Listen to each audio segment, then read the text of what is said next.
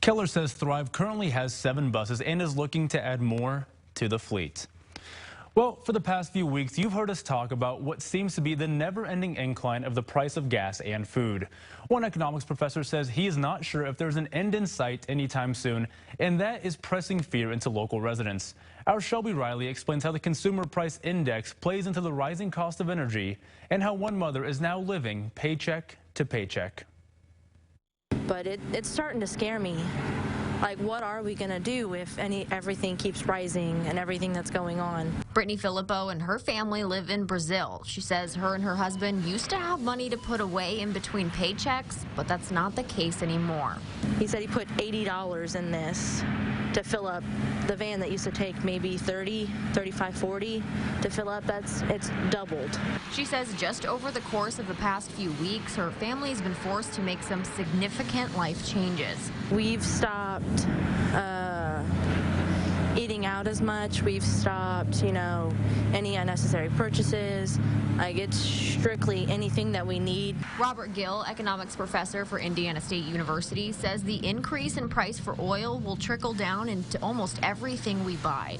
An oil or energy crisis kind of environment is on the supply side, so it's going to make it that much more expensive for farmers to plant because they're going to be buying $6 and $7 a gallon diesel for their farm equipment.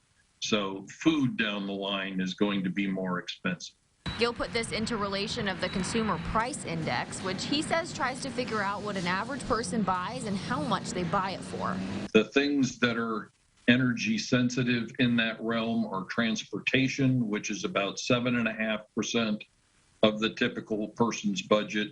He says that 7.5% includes the price to lease the vehicle and the cost of gas. If that were all it was, that would be one thing. But energy contributes mightily to the other things in the CPI, like food. Gill says food is 14.5% of an average person's budget, according to the CPI, but it doesn't stop there.